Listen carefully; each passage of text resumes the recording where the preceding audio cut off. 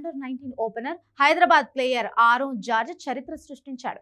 Under-19 world cup knockout మ్యాచ్లో changing లో అత్యధిక వ్యక్తిగత స్కోరు నమోదు చేసిన బ్యాటర్ గా నిలిచాడు. అండర్-19 ప్రపంచ కప్ 2026 లో భాగంగా ఆఫ్ఘనిస్తాన్ తో జరిగిన సెమీఫైనల్స్ లో 104 బంతుల్లో 15 ఫోర్లు 2 సిక్స్లతో 115 రన్స్ చేయడం ద్వారా ఆరోన్ జార్జ్ ఈ ఫీట్ సాధించాడు.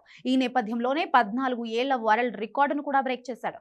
భారత మాజీ under-19 captain Unmukt Chand 2012 finals లో ఆస్ట్రేలియాపై 111 పరుగులు చేశాడు. ఇప్పటి వరకు నాకౌట్ మ్యాచ్ ఛేంజింగ్ లో ఇదే అత్యధిక వ్యక్తిగత స్కోర్ గా ఉండగా తాజా మ్యాచ్ లో ఆరోన్ జార్జ్ దానిని అధిగమించాడు. ఈ క్రమంలో యశస్వి జైస్వాల్ రికార్డును కూడా ఈ హైదరాబాద్ కుర్రాడు బ్రేక్ చేశాడు. 2020 అండర్-19 ప్రపంచ కప్ సెమీఫైనల్లో పాకిస్తాన్ పై యశస్వి జైస్వాల్ 105 పరుగులు చేశారు. ఆరోన్ జార్జ్ అద్భుత సెంచరీకి తోడుగా వైభవ్ సూర్యవంశీ, ఆయుష్ మాత్రే హాఫ్ సెంచరీతో రాణించడంతో 311 పరుగుల భారీ లక్ష్యాన్ని భారత్ 41.1 ఓవర్లలోనే ఛేదించింది. యూత్ వన్డే క్రికెట్ చరిత్రలోనే ఇది రికార్డ్ చేజ్. ఇదిలా ఉంటే ఆరోన్ జార్జ్ పూర్తి పేరు ఆరోన్ జార్జ్ వర్గీస్. కేరళలోని కొట్టాయంలో జన్మించాడు. అయితే వారి కుటుంబం హైదరాబాద్ లో స్థిరపడింది. దాంతో అతను హైదరాబాద్ లోనే పెరిగాడు. హైదరాబాద్ లోని నాచారం ఢిల్లీ పబ్లిక్ స్కూల్లో ప్రాథమిక విద్యను పూర్తి చేసిన ఆరోన్ జార్జ్ ప్రస్తుతం భవన్స్ కాలేజీలో బీకాం ఫస్ట్ ఇయర్ చదువుతున్నాడు.